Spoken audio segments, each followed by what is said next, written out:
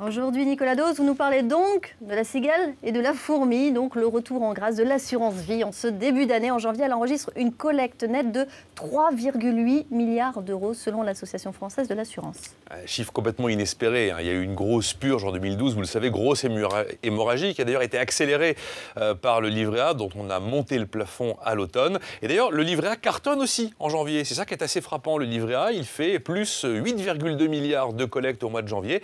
Là encore, parce que le plafond a à nouveau été relevé à 22 950 euros. Mais enfin, 3,8 milliards de collecte nette pour l'assurance vie, c'était inespéré. Alors Nicolas, pourquoi l'assurance vie reprend des couleurs en ce mois de janvier? La fiscalité, monsieur, la fiscalité. L'assurance vie, c'est le dernier Eldorado fiscal en matière de placement. Partout, tous les placements financiers sont maintenant matraqués par la décision funeste d'aligner la fiscalité du capital sur la fiscalité du travail. Donc, si vous voulez échapper à l'impôt, vous avez effectivement l'assurance vie. Les placements en actions sur compte titres sont désormais matraqués fiscalement. Donc, il y a un phénomène d'hémorragie cette fois-ci des comptes titres vers l'assurance vie. Et puis, à nouveau, la fiscalité. Parce qu'on m'a dit, il n'y aura plus d'impôts, il n'y aura plus d'impôts, stabilité fiscale. Maintenant, c'est la baisse de la dépense. Puis, j'entends qu'il faut 6 milliards de recettes en plus. Ah bon? Peut-être que mon plein de gazole va me coûter plus cher. Ah. Et puis, mes allocations familiales pourraient être amputées. Oh, mais si j'épargnais, tiens.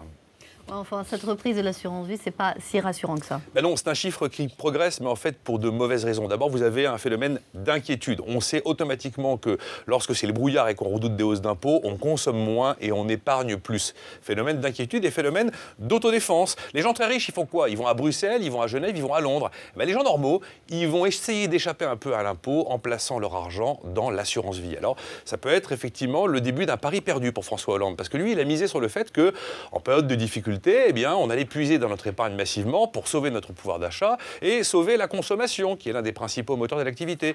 C'est le contraire qui se produit. Alors, ça peut avoir un effet vertueux un petit peu moins visible pour l'État, parce que tout cet argent que vous mettez dans l'assurance vie, si vous le mettez dans des contrats en euros, donc en obligations, ou tout cet argent que vous mettez dans le livret A, c'est de l'argent que sciemment vous prêtez en fait directement à l'État, sans véritablement en avoir vraiment conscience.